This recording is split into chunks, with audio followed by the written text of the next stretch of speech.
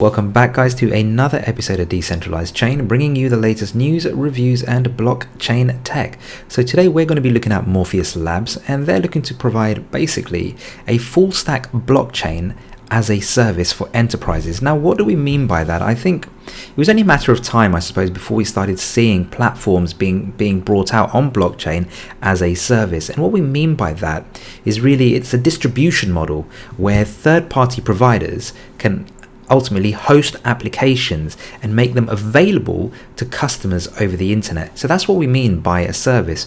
And so really here what they're planning to do is provide blockchain as a service. And so this way customers that want to procure or use blockchain services don't necessarily need to have the full knowledge and depth within blockchain to be able to easily deploy them, because they're ultimately provided by someone else to be able to use out of the box. And so that's what we're referring to as blockchain as a service within this piece. So let's try and understand a bit more around actually what are the problem statements for Morpheus Labs. So when we talk about the actual problem statements, there are really three areas as an organization when you want to procure blockchain services you're going to be looking at. Firstly, it's going to be which distributed ledger technology do I need to use? As an enterprise, you might not know which one is the right one, and there are various, as you can see, lots of different blockchains out there. So which one is the right one? Which one is the right one to pick when it comes to actually deploying a service?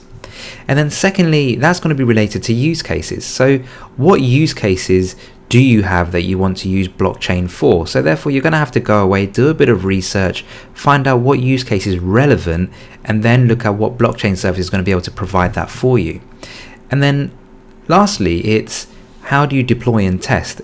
If you're new to blockchain technology in general, then if you don't have the actual skill set in-house, A, to get a blockchain up and running, B, to go and actually figure out what use cases you want, and then lastly, how do you actually deploy and test it?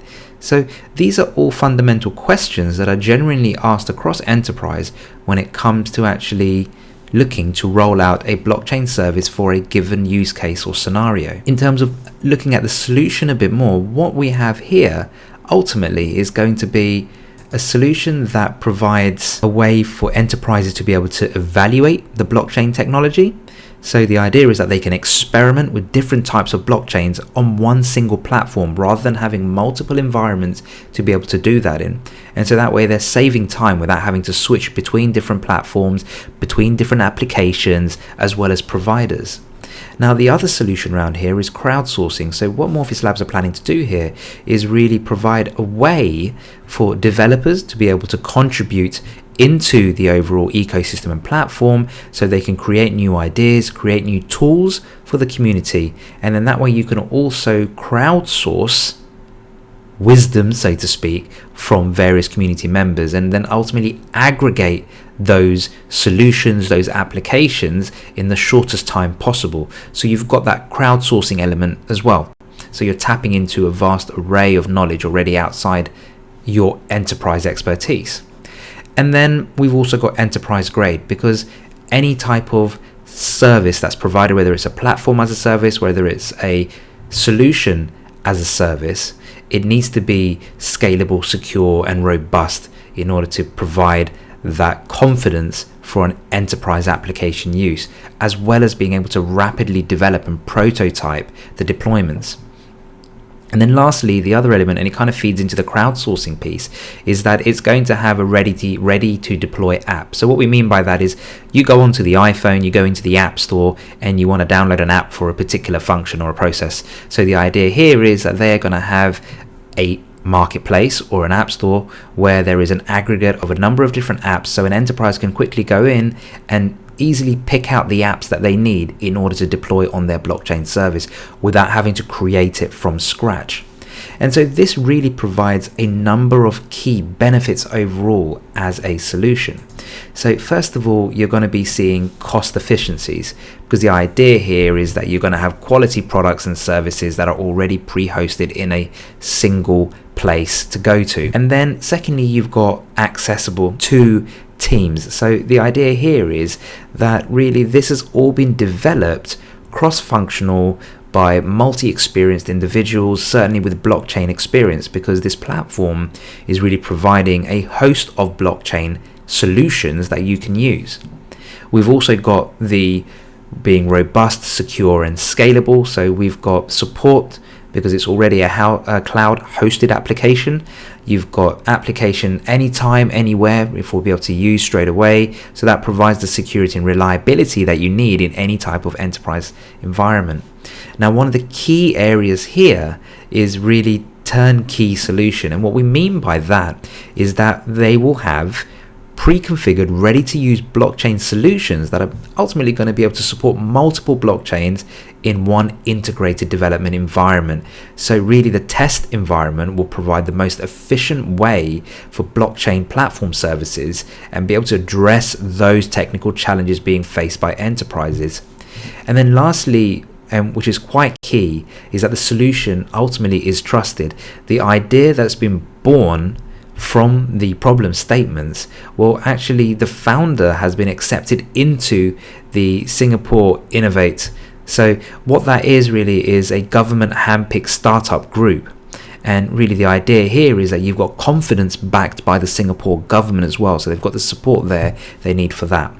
Now we've spoken about it at quite a high level, and it kind of gives you a picture of what they're providing. It's really an all-in-one platform service to be able to quickly and easily and rapidly deploy blockchains within the enterprise without having to have the in-depth knowledge that you need in order to deploy blockchains, or without having to have the in-depth knowledge of multiple blockchains as well. So you've kind of got it all in one place.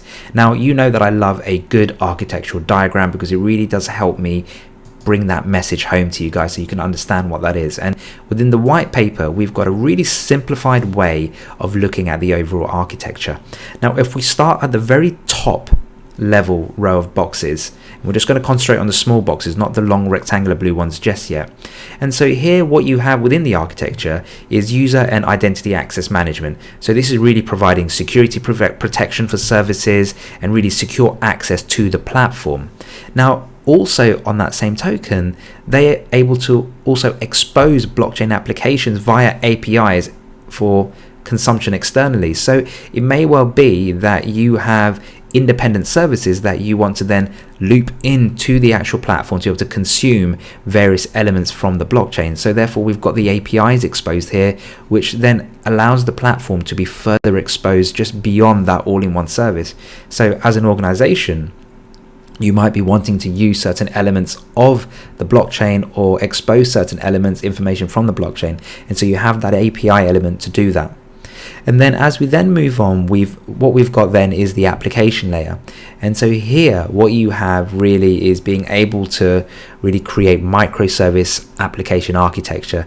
So this is really making it easy to roll out new applications, and that's really going to be available for blockchain applications and off-chain applications, as well as providing sample applications to be able to quickly and easily deploy those microservices.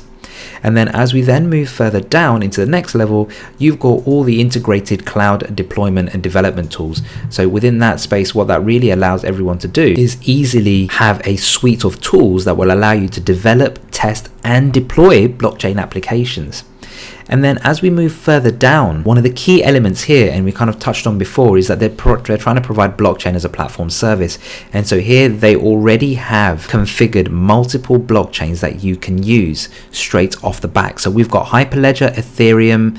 There is also going to be Multichain and other blockchains that they will be providing over the course of time. So here you've got a number of different blockchains that you can start using straight away within the overall environment. So that's really key, because what's so powerful here is that you can ultimately experiment across multiple blockchains to make sure that you can pick the blockchain that suits you best. Or it may well be that two blockchain protocols provide what you need, and therefore you can actually consume both of them simultaneously on one platform without having to independently manage them in separate platforms altogether. And then if we look at the right hand side, you'll see that there's three blue parallel lines. And so in each of those, we've kind of got banking, we've got API services, we've got digital currency services, and really what they're depicting here is that you have pre-configured applications that are ready to use out of the box. So in here you might have one which is, it's really a marketplace. It's ready to use APIs. So for example, you've got banking APIs, and so here this really allows for faster prototyping and easier customization. So as an example, you could say that we want to provision open source trade exchange or cryptocurrency exchange, and that's what we've kind of got here. You've got out of the box all of the applications, the components, the blockchains, services that you need to consume in order to do that. So this kind of really depicts at a very high level how this platform will work. And then more importantly, what you have on the very bottom line is really the in-region cloud data center. So the idea is that you can spin any of these blockchain platforms up instantly on cloud anytime. You can leverage it through virtual machines or through Docker container virtualization technology. So the idea here is that you've got reliability by having scalable cloud environments, configured multiple blockchains that you can use straight off the back. So we've got Hyperledger, Ethereum.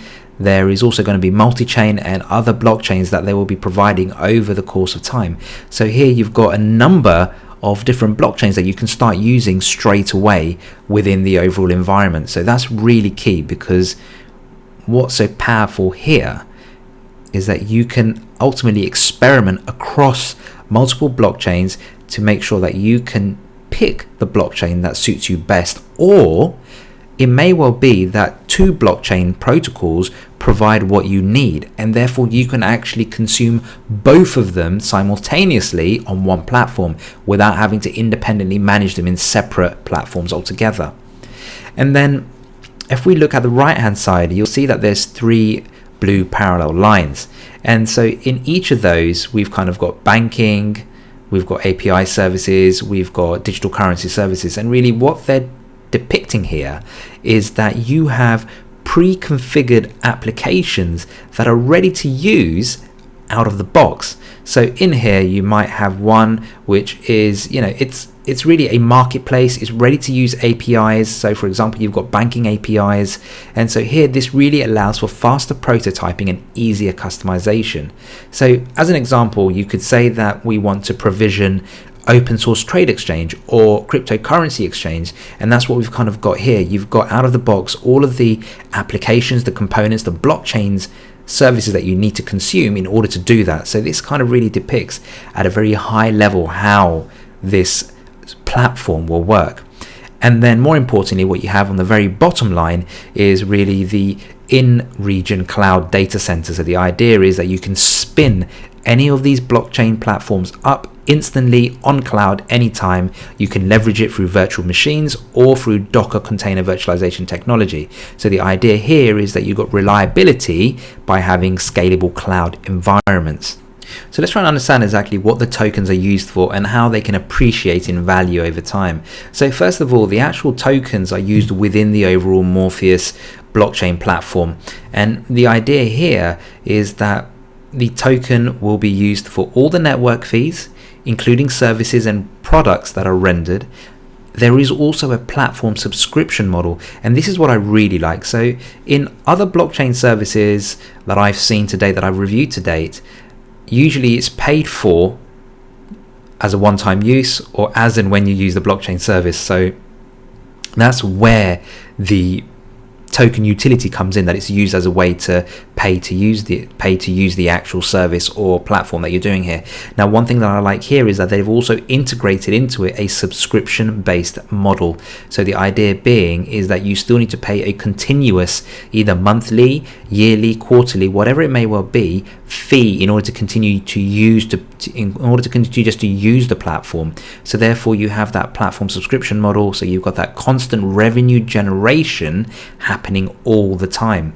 And then also they've obviously got costs associated around distributing licenses as well as token swaps and other digital currencies. So as you can see, there are a number of uses and utility value from the token, which will over time let it be able to appreciate in value. So let's try and understand exactly what the token is used for and how it can appreciate in value. So the actual MITX tokens that are going to be used within the overall blockchain platform as a service network, they're basically going to be used in order to pay for all the network fees.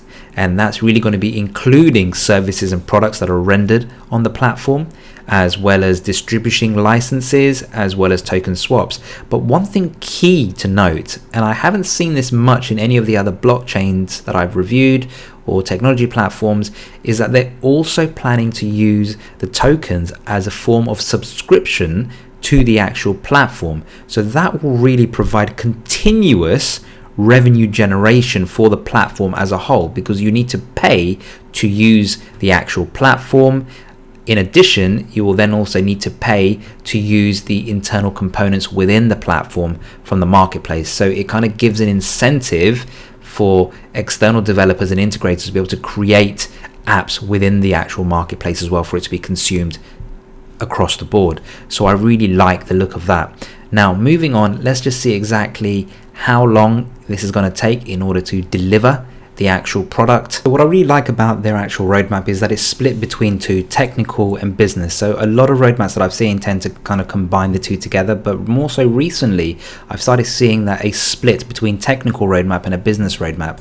So if we just look at the business roadmap overall, it's just really outlining when the investment started, the seed rounds, the token sales, all of those elements as we sort of go through.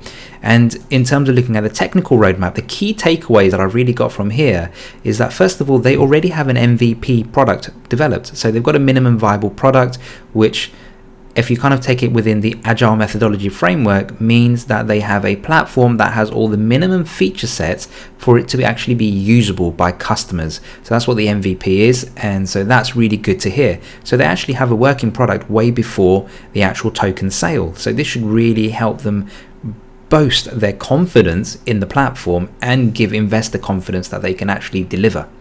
And so the next element really to look forward to is in June 2018. So that's when they start looking at the official sales and then partnership campaigns throughout the rest of Asia and the UAE region.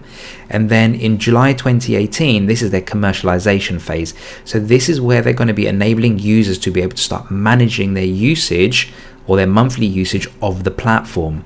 And then as we then go further on in October, we've got further user experience enhancements. So that's really improving the UX and the UI of the platform to make it much more easier to use, much more user friendly. And I suspect from now up until then, they're going to be gathering feedback from the various partners that they're testing this with and deploying this with, in terms of understanding what they need to do to improve upon the upcoming iterations of the platform. And then lastly, in 2019, they're going to be looking at interoperability between blockchains and sort of obviously launch the blockchain lab. So in 2019, they're going to be looking at interoperability between blockchains. See, by then we should hopefully have a number of key new blockchain services that are coming out that are providing multi-chain services, multi-bridging capabilities, etc. So the idea is that most likely those blockchains will also be consumed within this platform as well, so providing that much more in-depth, richer experience for enterprises to be able to use multiple blockchains within one place.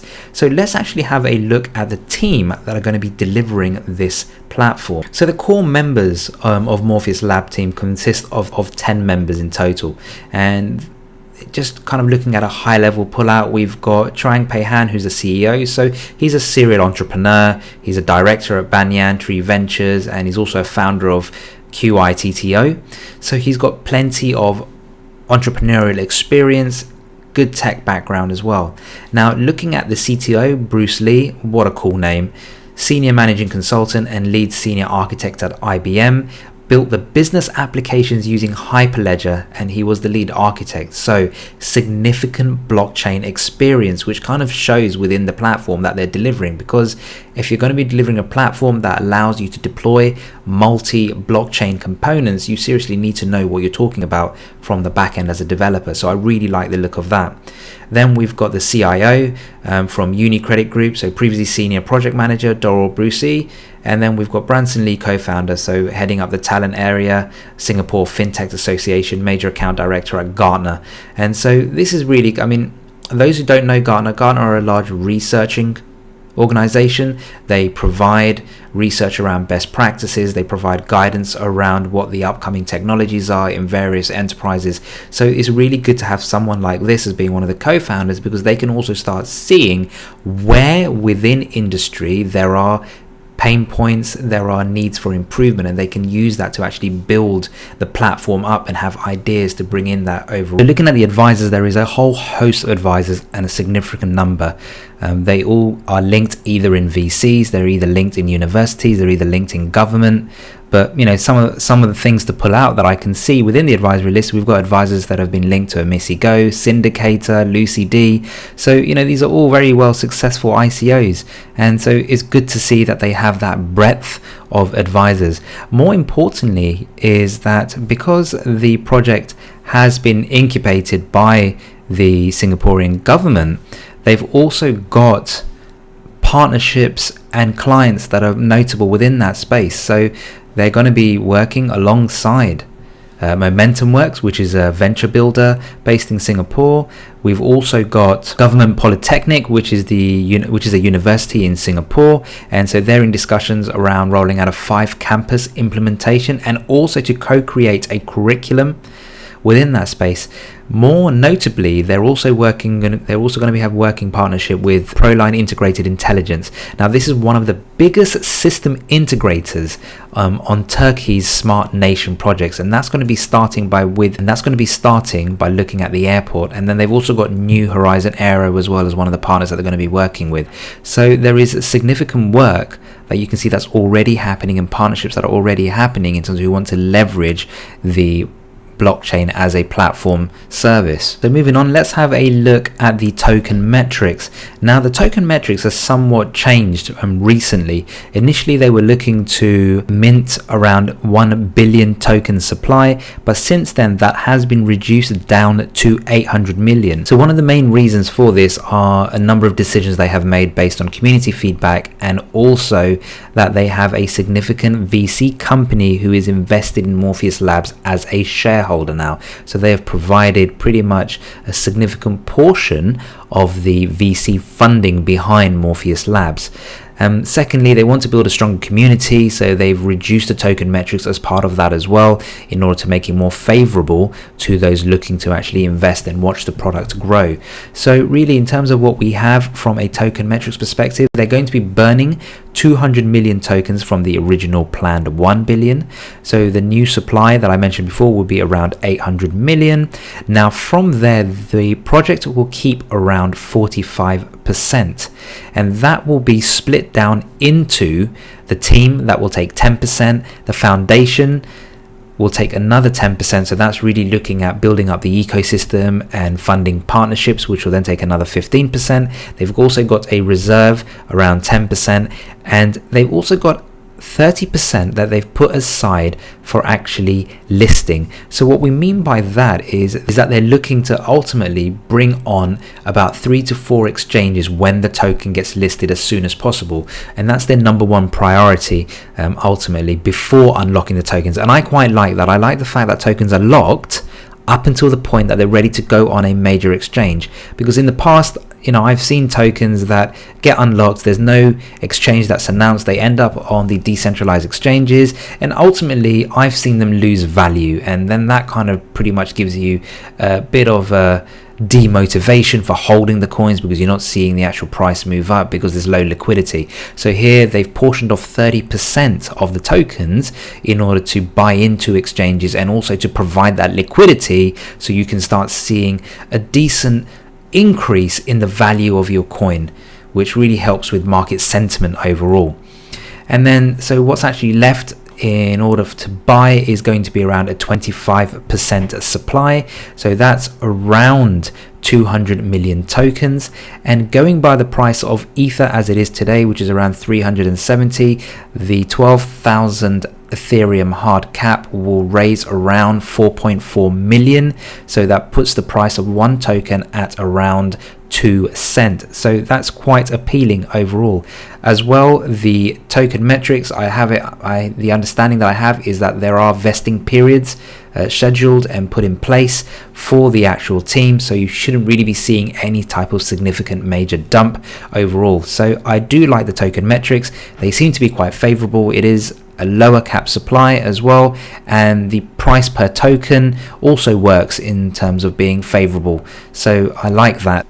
So if we first have a look, what they do have is the bounty program, and it's quite exhaustive in terms of they've got join the league to kind of drive more of that community awareness and community collaboration and participation.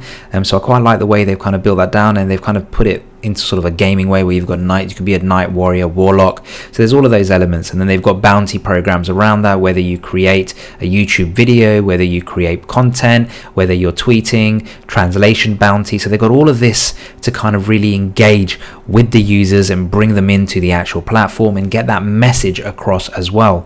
Moving on and having a look at the So on Telegram, we've got around 2,383 users, so it's quite low, and I suspect as and when we get closer to the crowd sale and the awareness grows, we should slowly see this move up in terms of the numbers. They've also got a Twitter presence, so in Twitter they've got 3,512 followers, so that's quite a nice number overall. They even have a YouTube presence, and I'm seeing a lot more of this, and I think this is really good because it allows them to really communicate a lot of what's going on behind the scenes and kind of share that with the public as well. And on top of that, they also have a Facebook presence too, so lots of growing overall. In terms of my final thoughts, so for the project I've given it a 3.5, mainly because the enterprise blockchain space is really getting quite crowded. There's over 30 companies now that are looking to provide some form of enterprise blockchain solution. However, I think where Morpheus Labs does have an advantage is that they're providing a platform with multiple blockchains already built into it for customers to be able to easily deploy. It's, you know, plug and play, click, take it off the app store, drop it in. That's kind of the type of platform that you've got here. So really, I like the way they're combining that and aggregating all of that to make it easy for enterprises to adopt blockchain technology. Now, in terms of looking at the prototype, well, I've given that a 5 because they don't have a prototype. They have an MVP, a minimum viable product that they're happy for customers to start using. And so that's really good. You can actually go into their YouTube channel, you can see exactly the prototype in action, the platform, everything that's involved within it. So I certainly like that, and that really gives me confidence that the project is viable as a whole and that they're ready to launch the moment token sale is done. So in terms of looking at the team, so the team, I've given it a 3.5. What I do like about the team is that they're focusing both on the technical and the business side of the project development, and ultimately they do have a very sound go-to-market strategy, and you can see that, and you can see the legitimacy behind that because they've got clients already signed up, which really demonstrates furthermore the business viability. Interestingly, they've also got the incubation from the Singaporean government, and obviously with that comes a host of clients, which will be universities and government bodies and entities, which ultimately lends to the legitimacy of the project overall. Now, in terms of the advisors, once again, they've got a substantial number of advisors across the board covering various aspects of business. They've got ICO advisors, they've got VPs, they've got government bodies, they've got universities. So clearly we've got an avenue here where doors can be open to kind of help the business really take off and be further leveraged by enterprises. In terms of token metrics, I've given that a 4. I really like the token metrics. There are lockup periods for the investors, there's lockup periods for the advisors, so all of that is really good overall, and I like that. I think that really works in its favor. And then more importantly, one element that I'm going to tie into this is that, you know, one of the main features of the platform is that it's a subscription based model, so there's obviously constant recurring revenue happening as well, so that can only really help the valuation of the token appreciate over time. And more importantly, I think one of the issues that you tend to have with low cap projects is obviously the liquidity behind it, but because they're reserving 30% of the tokens for listing, the liquidity is already there. They've got it, so that's going to really help. And I suspect that they're going to be launching on some favorable exchanges from day one, and they've got about 4 that they're looking to do, so I really like the look of that. And then to kind of wrap it up, we've got the hype and the awareness, so I've given that a 3 at around an average, because they do have, although the Telegram is quite low, they do have a significant number of followers on Twitter, but also they have a number of other digital presences such as YouTube, such as Facebook, so that all certainly helps, as well as the bounty program, which is there in order to kind of drive awareness, drive collaboration, and drive the message out. So anyway guys, I hope you enjoyed the review. I certainly have enjoyed reviewing this project. It certainly looks like it has legs and very promising, and it's always good to see any blockchain project backed by government as well, because then it kind of gives you that legitimacy that the actual project is going to be leveraged and adopted by various government bodies. So anyway guys, please, if you've enjoyed the video, give it a thumbs up, give it a share, give it a subscribe to the channel, and if you haven't liked it, feel free to stick a thumbs down, but more importantly, please leave a comment in the description below as to what I could have done to improve it. Anyway guys, speak to you soon.